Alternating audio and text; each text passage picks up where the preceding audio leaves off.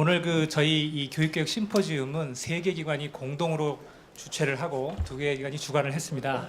가장 핵심적으로 오늘 교육개혁 심포지움을 개최하는데 애를 많이 써주신 신영무 대표님을 모셔서 간단하게 인사말 듣고 시작하도록 하겠습니다. 자원이 부족한 나라임에도 불구하고 반세기 만에 산업화와 민주화를 동시에 이룩하면서 세계 경제의 강국들과 어깨를 나란히 경쟁했습니다.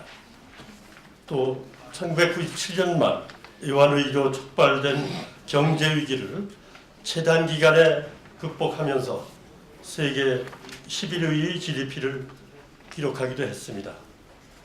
이런 성과로 세계사의 한국 모델이라는 자랑스러운 신조어를 만들어냈습니다. 그 동력은 과연 무엇이었겠습니까? 무엇보다 한국인의 우수성과 근면성이었습니다. 자신을 희생해서라도 미래 세대를 위해서 어떻게 해서든 투자한다는 남다른 교육열과 이 열망에 부응하려는 국가적 교육 시스템이 효율적인 뒷받침이 있었습니다. 이러한 요인들이 융합되고 발효작용을 일으켜 산업화 시대 경쟁력을 갖춘 인재를 양성하는 동력이 되었습니다. 결코 부인할 수 없는 사실입니다. 오늘 심포지움은 매우 시의적절하며 동시에 매우 중요한 의미를 지닙니다. 당장은 큰 차원의 교육개혁이 힘들 수도 있습니다. 하지만 오늘의 교육이 직면한 문제들을 정확하게 분석하고 대안을 마련해 개선하는 일은 반드시 국정의 최우선 과제가 되어야 한다고 생각합니다. 그동안 우리 교육 문제의 핵심에 대해 많은 경험과 연구를 결합해 오신 정운찬 전 서울대 총장께서 흔쾌히 오늘의 주제 발표를 맡아주셨습니다. 정 총장께서는 이미 10여 년 전에 산업화 시대 모방을 통한 양적 팽창의 교육에서 21세기 글로벌 경제 시대의 창조를 통한 질적 성장의 교육으로 전환할 것을 통찰하고 일대 혁신을 촉구한 바 있습니다. 깊이 감사드립니다. 바쁘신 중에도 교육개혁에 남다른 관심을 갖고 이 자리에 참여해 주신 내빈 여러분께 감사의 말씀을 올립니다. 오늘 심포지움이 대한민국이 교육개혁에 의미 있는 큰 전기가 되기를 바람하지 않습니다. 감사합니다. 우리 잘 아시다시피 어느 나라에서도 다 마찬가지입니다만은 우리나라도 후세의 교육에 대해서 많은 논란, 대립이 있어 왔습니다. 아마도 우리나라처럼 교육을 둘러싼 갈등이 심한 나라도 좀 드물 것입니다. 개인의 성공이 교육에 의해서 좌우될 뿐만 아니라 국가의 운명도 교육에 따라 결정이 된다라는 많은 사람들의 공감대가 있기 때문입니다. 문제는 급속한 변화, 급속한 발전 과정에서 교육의 적실성이, 교육 제도의 적실성이 급격하게 떨어지는 이런 현실을 우리가 겪고 있는 것. 그렇기 때문에 교육 제도, 교육 방식 이것이 환경 변화에 따라서 끊임없이 도전을 받고 있습니다. 그래서 논란이 아주 계속되고 있습니다. 최근에는 우리 잘 알다시피 교육 문제가 정치적 이슈로 바뀌어서 통치 이념과 정치적 관점에 따라서 격렬한 대립과 갈등의 대상이 되어오기도 했습니다. 우리 잘 알다시피 교육은 백년지 대계라고 합니다. 통치 이념이나 정치적 관점에서 탈피해야 됩니다. 보다 근원적이고 장기적인 개혁 방향을 모색해야 합니다.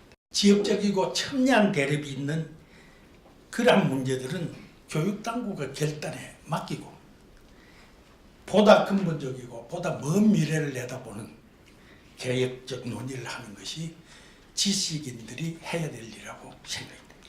대외 이전이 너무나 심화되고 있기 때문에 이러한 경제구조를 지닌 한국에서 태어난, 그래서 아주 심화되는 경쟁에서 싸워 이겨야 되는 그런 후세들이 능력과 덕성을 함양을 하고 각자의 소질과 재능에 최대한으로 기여를 하고 그러면서도 남과 더불어 살고 서로 배려하는 선량한 심리를 키워야 합니다.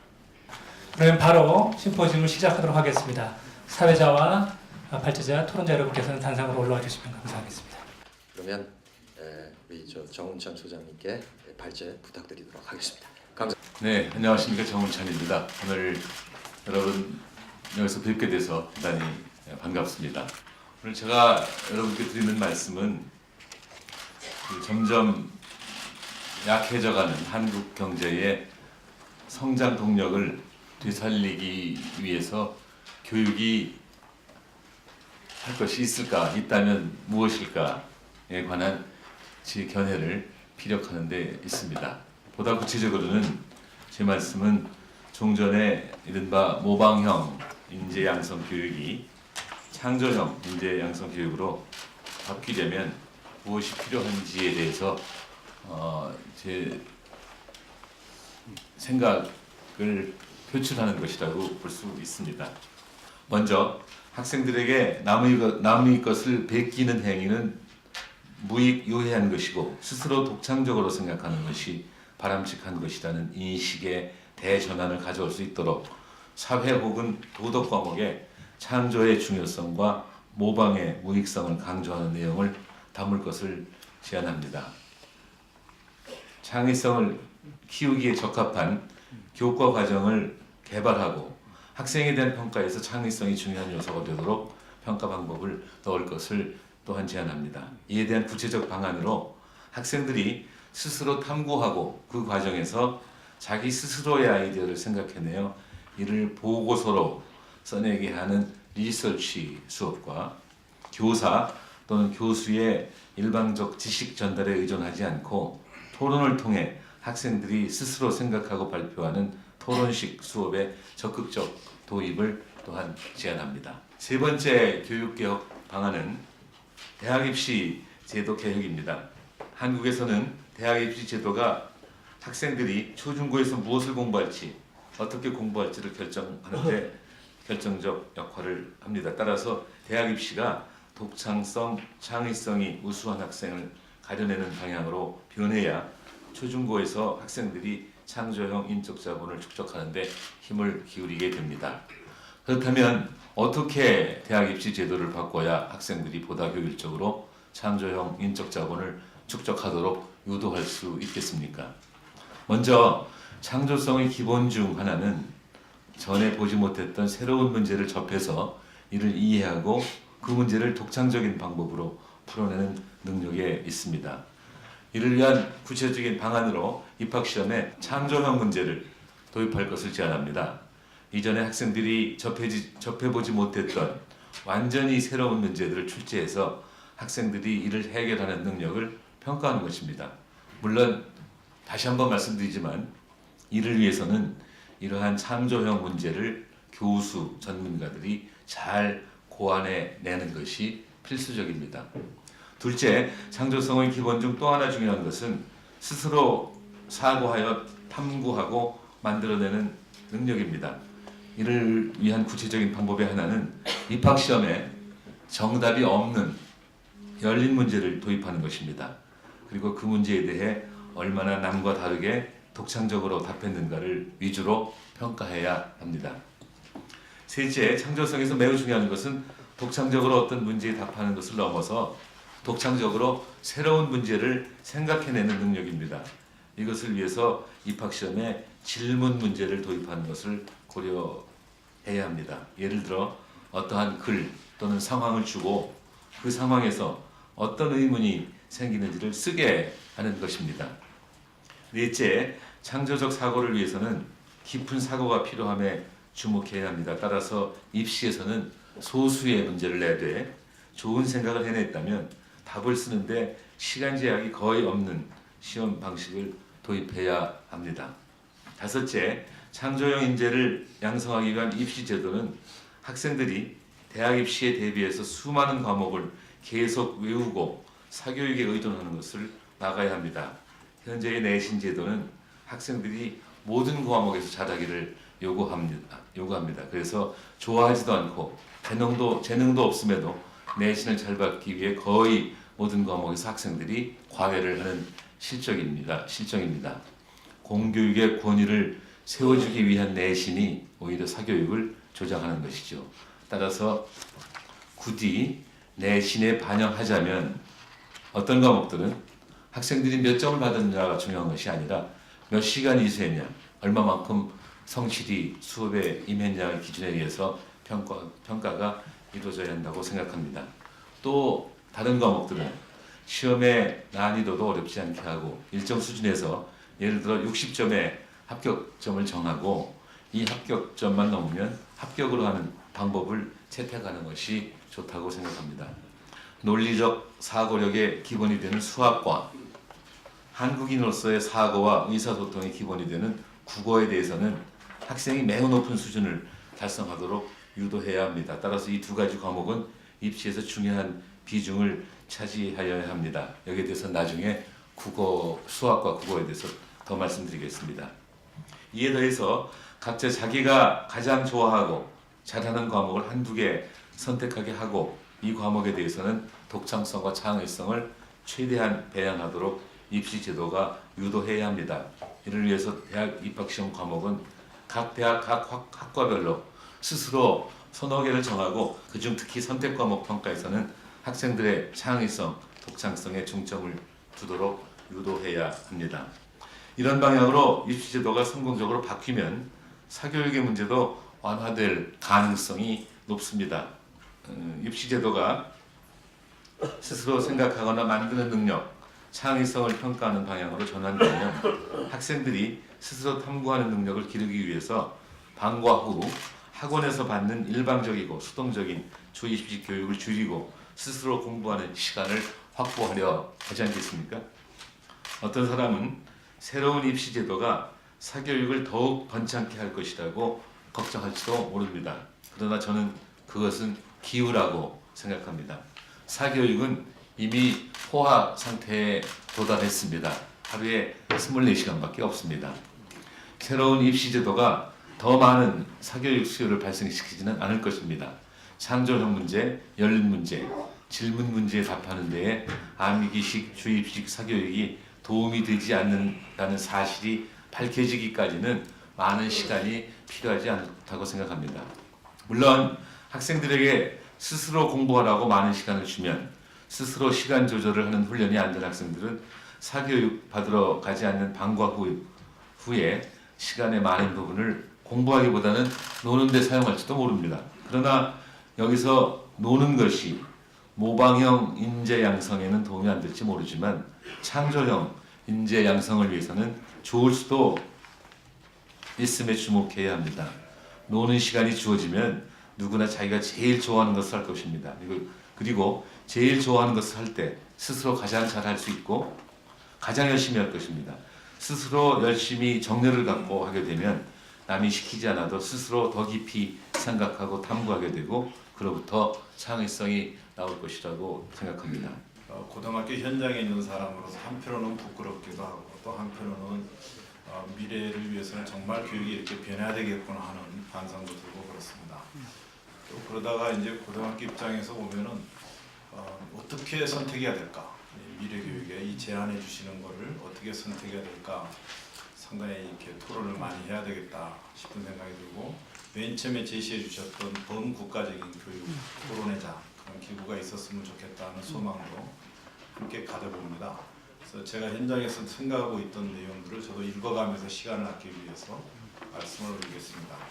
지식기반 정보화사회 국제화사회라는 문명사적 대전환점을 맞이하면서 교육의 경쟁력은 국가의 미래를 좌우하는 핵심 요소로 등장하고 있다. 이에 따라 학교 교육의 중요한 의무 중 하나가 시대가 요구하는 능력을 갖춘 인재를 양성하는 것이다. 다시 말하면 ICT 활용 능력, 창의성과 비판적 사고 능력, 의사소통과 협동 능력, 시민의식과 사회적 책무성 등이 개인, 기업, 국가에서 점점 더 중요해졌다. 높은 도덕성과 창의력을 갖춘 21세기형 인재 양성이 국가 발전의 핵심 전략이 된 것이다. 그렇기에 전 세계가 기존의 교육 체제에 대한 평가와 더불어 각종 교육개혁 사업을 추진해 오고 있다.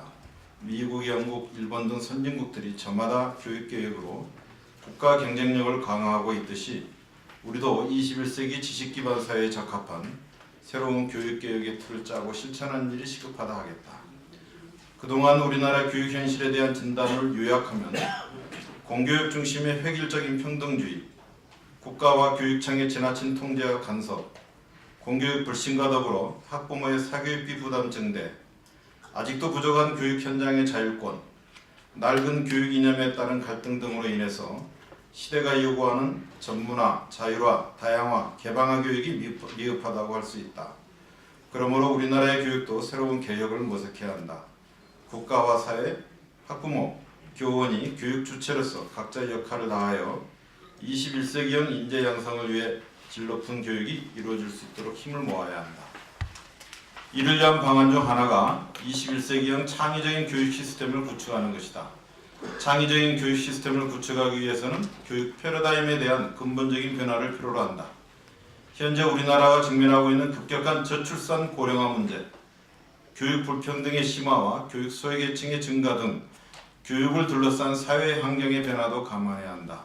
또한 전통적인 교육관과 학교 간이 변화하고 있고 학교의 법적, 사회적, 교육적 권위가 약화되면서 독점적주의가 흔들리고 있는 반면에 다양한 사회교육기관들이 학교의 역할과 권위를 대신할 가능성이 커지고 있다. 현실적으로 학습자 개인의 다양한 특기 적성 및 교육적 욕구를 공교육의 제도적 틀로 묶어두기에는 한계가 있기 때문에 이런 사회적 변화들도 적극 수용할 필요가 있다. 따라서 창의적인 인재를 양성하기 위해서는 학습자의 학습권을 보장할 수 있는 유연한 학습 체제를 갖추게 되는 것이 중요해졌다. 다양한 분야에서 누구나 학습자가 되고 누구나 교육자가 될 수 있는 시대를 대비해야 한다.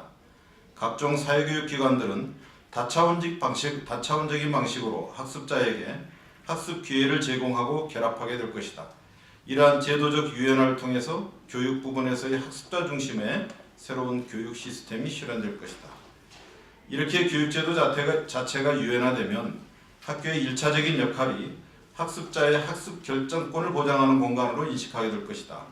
따라서 단위 학교는 학습자의 교육 내용 선택권은 물론 학습하는 방법에 대한 선택까지를 보장할 수 있는 시스템을 갖출 필요가 있다. 다양한 다수의 학생들에게 동일한 학습 방법을 강제하는 것 자체가 비교육적일 뿐만 아니라 학습 성과도 보장할 수 없고 미래의 교육 방법에도 적합하지 않기 때문이다. 즉 학교가 아닌 편리한 공간에서 특정한 시간이 아닌 자유로운 시간에 일률적인 특정한 내용이 아닌 필요한 내용을 선택해서 학습할 수 있는 스마트 러닝에 대한 수요가 많아질 것이다. 그러므로 정부 차원에서 스마트 러닝 시대의 도래를 대비하여 학습 환경을 구축하고 학습 내용의 개발과 보급, 학습 제도와 체제 정비 등을 체계적으로 할 필요가 있다. 물론 스마트 러닝 시대가 되면 교육 공급자인 교사의 역할과 기능이 달라질 수밖에 없을 것이다. 지식의 전달자에서 학습의 설계자이자 조력자로, 정답 교육에서 창의적 지식학습을 위한 행동가로, 이론의 소비자에서 생기자로, 학생의 소질과 능력을 발굴하고 개발하는 생애의 멘토로서 교사의 역할이 변하게 될 것이다. 따라서 21세기 교육 패러다임에 따라 학습자가 미래에 갖춰야 할 필수 역량을 길러줄 수 있는 교육 시스템이 필요하다.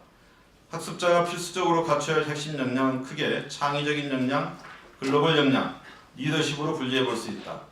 창의적인 역량을 위해서는 알기 위한 교육, 인식 전환을 위한 교육, 생각을 발전시키는 교육이 필요하다. 또한 글로벌 역량을 위해서는 외국어 활용 교육, 다문화 이해 교육, 지속 발전을 위한 교육이 필요하고 리더십을 위해서는 행동하기 위한 교육, 존재하기 위한 교육, 함께 살기 위한 교육이 필요하다. 이런 교육을 위해서 학교는 새로운 교육 패러다임의 실천 현장이 되어야 한다. 즉 학습자 맞춤형 개별학습과 체험학습이 이루어지며 지식 정보의 활용과 협동학습이 함께 어우러지는 학교가 요구되는 것이다. 저는 이제 윤솔실에서 교육과 요즘 나오는 복지와 이런 거를 담당하고 10여 년간 교육을 들여다봤습니다. 오늘 정주영 총리님 그 발제를 굉장히 잘 들었고 그에 앞서서 좀 그의 교육론을 처음부터 끝까지 다 읽고 왔습니다. 제가 그 얘기하고자 했던 거는 발제문에 있고요.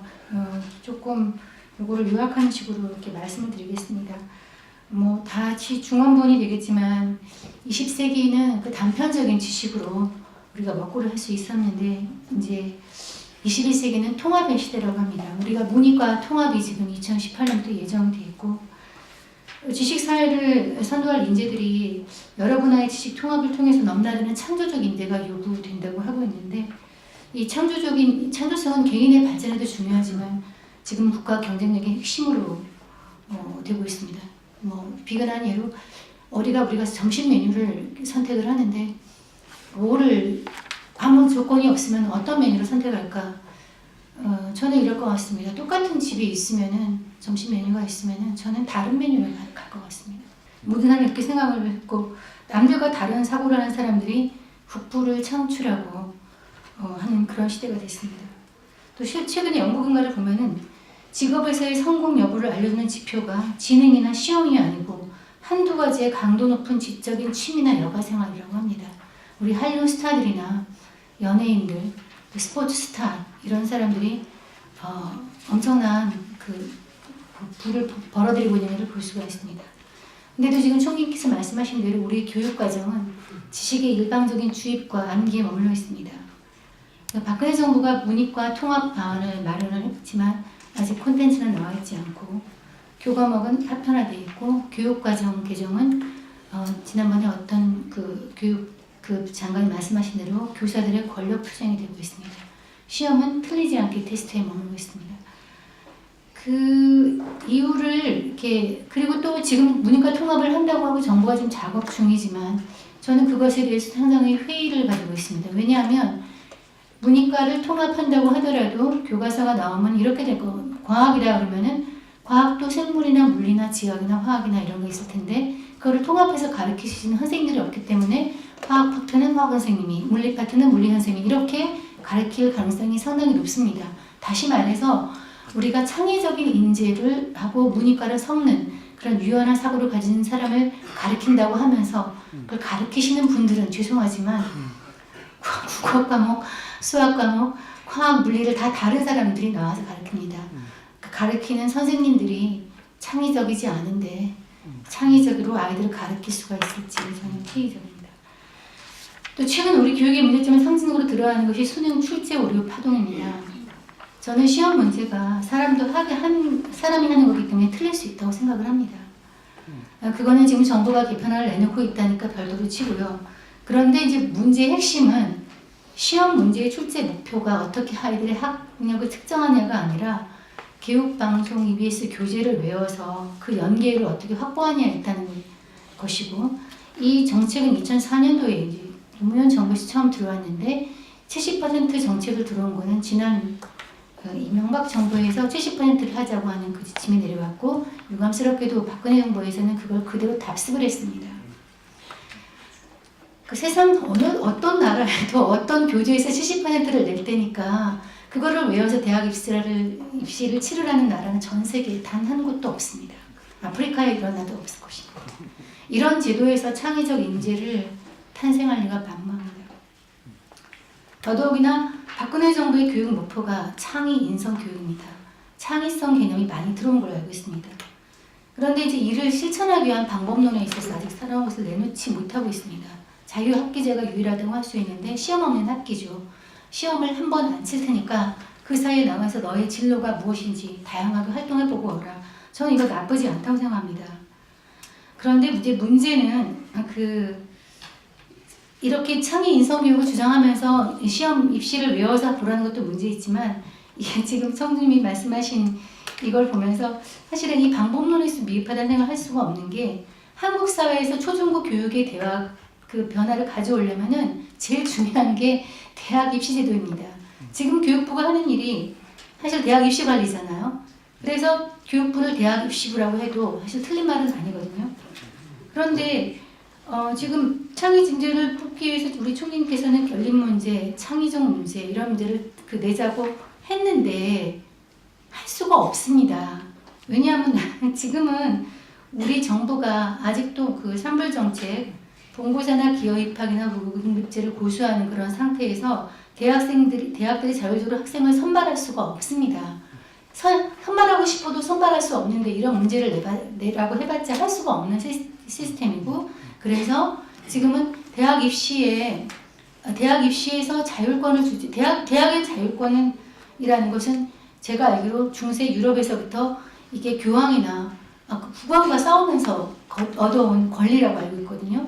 근데 지금은 이제 다른 나라에서는 이렇게 대학에 있는 자율권이 없는 상황에서 그 대학 자율권 입시라고 하는 학생 선발권이 전혀 없는 상황에서 이런 제안은 굉장히 타당하지만 실현 가능성이 없고, 그래서 아까 말한 대로 이런 거를 포함할 수 있어 이런 그 대학의 자율권을 포함해서 주는 걸 포함해서 그 교육 개혁을 하는 것을 아까 말한 범장파적인 그런 당파적인 것을 초월한 그런 기구에서 내놓아서 이 대학의 입시 자율권을 주는 방안을 생각할 수밖에 없을 것 같습니다. 아마도 여러 여기 오신 분들이나 여기 토론자나 발표자로 참여한 사람들의 생각이 거의 다 같은 것 같습니다. 그래서 저는 정말로 우리가 교육 현장이 정상화되고 더 좋아지려면은 우리는 교사들에게 실주된 그 권위를 되돌려줘야 된다. 그 되돌려주기 위한 방안은 무엇이어야 되겠는가? 그래서 제가 평소에 생각했던 것을 좀 적어보았습니다. 저는 이렇게 생각을 합니다. 지금 사범대학은 4년을 졸업하고 이제 그 교사 임용고시를 보고 이제 또 각급 학교로 가서 교사가 됩니다. 그런데 그 4년간의 교과 과정을 잘 살펴보면은 70-80% 이상이 인문대학, 사회대학, 자연대학의 기초교양과목하고 거의 다 겹칩니다. 그러니까 사범대학이라고 특성을 가리키는 것 중에서 가장 중요한 것이 저는 교생실습이라고 보는데, 실제로 교생실습은 한 달간의 학기 중에 대개 있습니다. 9월달쯤 그걸 하는데, 실제로 그 교생실습을 하는 학생은 자기가 듣고 있는 과목의 선생님들을 찾아다니면서 한 달간 수업을 출석할 수 없다는 것에 대해서 양해를 구하고 다닙니다. 전 이 제도는 정말 잘못된 제도라고 생각을 합니다. 사범대학에서 정말로 좋은 교사를 키우려고 했다면은 한 학기를 더 투자해서 학생들이 오로지 그 교사가 될 수 있는 그 실습을 받도록 해야 되는데, 그러니까 요는 그 제도 자체가 굉장히 문제점을 가지고 있고, 어떻게 보면 굉장히 비상적인 교육을 하면서 이 사람들이 현장에 나가서는 학부모나 학생들로부터 요구되는 것은 엄청나고, 사회는 급속히 변화하고, 이 변화에 따라서 교사가 스스로 발전할 수 있는 기회는 우리가 주질 않고, 교사는 또 기타 많은 잡무에 시달려야 되고, 이런 분들한테 우리가 더 좋은 교육을 하기 위해서 당신 스스로 노력하라 이렇게 요구할 수는 없는 것입니다. 그렇기 때문에 저는 지금 사범대학에서 교사를 양성하는 제도가 아니라, 지금 대학의 모든 그 대학에 있는 인문대학, 사회대학, 자연대학은 기초학문을 다루는 대학에서 기초학문을 4년간 마치고 난 사람들이 그때 자기가 정말 교직을 천직으로 생각한다면은, 또는 그것이 천직에 합당한 적성을 지닌 분이라는 적성에 통과가 된다면은 그분들이 다시 2년 동안에 소위 말하는 교육을 전문으로 하는 대학원으로 가시는 겁니다. 그러니까 직급의 사범대학에 오는 분들은 고등학교 때의 사범대학을 선택을 합니다. 사범대학을 선택하는 많은 이유 중에는 경제적인 이유가 참 큽니다. 일단 교사가 정년이 되어 있고 안정된 직업이다. 저는 과거의 선생님들이 그렇게 해서 교사가 되었다고 생각하지 않습니다. 그러니까 지금 대학 4년을 거치고 나면은 교사가 되고자 하는 분들이 훨씬 더 많은 다양한 학문적 배경을 가질 수 있습니다. 그러니까 사범대학에서 주는 틀에 맞춘 교육이 아니라 인문대학, 사회대학, 자연대학, 기타 대학에서 갖는 교양을 학문적 배경을 바탕으로 하고, 그 다음에 내가 교사가 되겠다고 하는 그런 확실한 믿음이 생기고 여기에 나의 인생을 투자하겠다고 한다면은 그 교사를 지망하는 분들은 실은 국가가 굉장히 지원을 해야 되면서 2년 동안에 교사에 필요한 여러 가지 연수를 받을 것이고, 또 한 학기나 지금 한 달이 아닌 한 학기나 1년에 교생 실습을 통하고 해서 진정으로 좋은 교사를 우리가 만들어내야 됩니다. 그래서 그분들한테는 저는 사실은 대학 교수한테 연구년을 주지만은 저는 중고등학교, 초등학교 또는 유아교육을 담당하시는 모든 분들에게 다 연구년을 줘서 이분들이 새로운 변화에 적응할 수 있도록 아까 말씀하시는 스마트 러닝을 배울 수 있는 기회가 되고, 정말 자기 분야에 있어서 전문성을 갖다 키울 수 있는 분들을 저는 키워내야 된다고 생각합니다. 저는 절대로 대학 교수가 유치원 교사보다 더 훌륭한 사람이라고 생각하지 않습니다. 모든 교사는 다 같다고 생각을 하기 때문에 저는 현재 대학 교수들한테 주는 혜택, 뭐 지금 실제로 있는 교수들은 혜택이 적다고 생각하실지 모르지만 그것을 동등하게 정말 유아원에서 아기를 돌보는 사람서부터 단 줘야 되는 것이 우리나라의 장래에 정말로 필요하고 좋은 일이라고 생각을 합니다. 그래서 제가 자세하게 쓴 것들은 좀 읽어봐 주시면 고맙겠고, 그래서 저는 우선 교사 양성하는 이 제도 자체에 우리가 의문점을 가지고 더 훌륭한 교사를 만들어낼 수 있도록 우리가 지혜를 모아야 되고, 그것이 아까 박 지자께서 말씀하시는 교육개혁기구의 중요한 아젠다로 들어가서 좋은 교사를 만들어내면 저는 그분들이 현장에 가서 그분들의 노력과 열성으로 정말 교육 현장이 좋아지리라고 생각합니다. 지금 교육 현장에서 왕따가 일어나고 폭력이 일어나는데 선생님들이 피한다는 것 저는 상상을 할 수 없는 것입니다. 그분들이 물론 폭력에 노출되기 때문에 그렇지만은 저는 과거의 선생님들이었다면은 그렇게 했었을 것인가 그런 생각을 해봅니다. 그래서 저희 세대가 받았던 교육보다 더 훌륭하고 좋은 교육을 우리 후세들에게 해야만 그것이 저희들의 정말 목표가 되어야 되고 또 저희들의 책무라고 생각을 합니다. 이상입니다. 고영중학교 강민원 교장입니다. 수서에 보니까 제가 맨 앞이길래 먼저 할 줄 알았는데 제 뒤가 되어버렸습니다. 제 글이 29쪽에 있는데요. 그 앞에 부분의 제일 앞에 좀 읽어드리겠습니다. 교육은 홍익인간의 이념 아래, 홍익인간이라는 것은 아시다시피 널리 모든 인간을 이롭게 한다, 뭐 이런 거죠. 그런 이념 아래 모든 국민으로 하여금 인격을 도양하고 자주적 생활 능력, 요건 아마 직업을 말할 것 같습니다. 자주적 생활 능력과 민주 시민으로서의 필요한 자질을 갖추게 함으로써 인간다운 삶을 영위하게 하고 민주국가의 발전과 인류 공영의 이상을 실현하는 데 이바지하는 목적으로 합니다. 이게 현재 우리 교육기본법 제2조의 대한민국의 이념입니다. 교육에 대한 이념. 이걸 생각해 보시고 요즘 우리나라에서 아주 오랫동안 벌어지고 있는 무한 극단적인 경쟁의 모습을 상상해 보시면 아마 잘 안 맞을 겁니다. 정표님의 발제문을 몇 차례 읽어봤는데 이것이 하나의 계기가 돼서 중요한 변곡점이 되고 한국 교육정책 결정에 새로운 이정표가 되기를 바라는 마음에서 제 의견을 좀 말씀드리기 시작하겠습니다. 이 서두에서 한국 경제의 동력을 살리기 위한 목적으로서 교육개혁을 이렇게 말씀을 하셨는데 저는 이것이 경제 측면만이 아니라 한국 사회 전반에 아주 크게 영향을 미치고 많은 문제점을 유발하고 있는 그런 교육의 본질 측면에서 생각을 같이 해봐도 된다고 생각합니다. 모방형 인재는 이제 시대의 흐름 끝났다 이렇게 말씀하셨고 다 동의하죠. 창의적 인재가 필요하다는 거. 그래서 입시제도 문제를 말씀하셨는데요. 지금의 암기 위주의 이런 문제풀이식 점수 받기는 이제 어떤 개발도상국의 형태다 이렇게 말씀하셨잖아요. 우리나라의 교육 그대로입니다. 현재 그대로입니다. 하나도 변하지 않았습니다. 그래서 속상합니다. 이 극단적 경쟁이 미래 경쟁력과는 저는 무관한 단지 옆 사람보다 좋은 점수 맞아서 4등급에 들어가고 인류대에 들어가기 위해서 경쟁하는 겁니다. 미래 경쟁력 없습니다. 아시잖아요 다. 근데 우리는 그냥 어쩌지 못해서 또는 무관심해서 아니면 무책임해서 놔두고 있는 겁니다. 이게 우리 현실입니다. 그래서 교육이 그냥 생산성의 범위를 떠나서 교육을 공공재라고 하지 않습니까? 공공재. 생산재이면서 소비재입니다. 인적 자원을 육성하기도 하지만 교육을 통해서 소비함으로써 행복한 겁니다. 행복 습관을 키워주고 그 행복 습관이 배어 있어야 평생을 행복하게 살 텐데 어려서부터 고통스러움을 경험합니다. 학교 다니면서. 이게 어떻게 교육할 일이겠습니까? 피사에서 평가를 보면 거의 1, 2, 3등 안에 들잖아요. 아시다시피 핀란드를 비롯해서 우리나라는 아주 상위권에 들어요. 팀스라고 있습니다. 팀스. 세계 수학, 과학, 성취도 평가대요. 1, 2, 3등에 항상 들어갑니다. 흥미도를 같이 검사하는데 흥미도는 꼴찌입니다. 어떻게 생각하십니까? 성적은 1, 2, 3등, 흥미도는 꼴찌.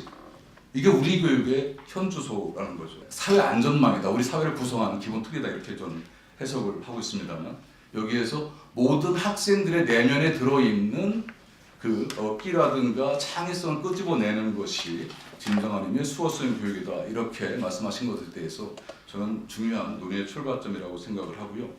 그렇게 우리 한국의 교육 제도가 바뀌길 바라고 있습니다. 그런데 이제 창조형 문제, 열린 문제, 질문 문제 등 아까 동아일보 논설위원님께서 말씀하신 대로 아주 좋으시지만 한국 사회에서는 수용이 어려울 거라고 저는 생각을 합니다. 정말 그 전에 뭐가 필요하냐면 사회적 자본이라고 표현들 하던데 소셜 캐피탈이라고 표현하던데 합의나 협력하고 이해하고 같이 공감하고 동의할 수 있는 사회적 자본의 힘이 좀 더 확장되어야 그런 논의들이 가능하죠. 오지선다형의 수능 문제 하나 복수정답이 돼서 국가가 막 흔들리고 나라가 흔들흔들 하지 않습니까?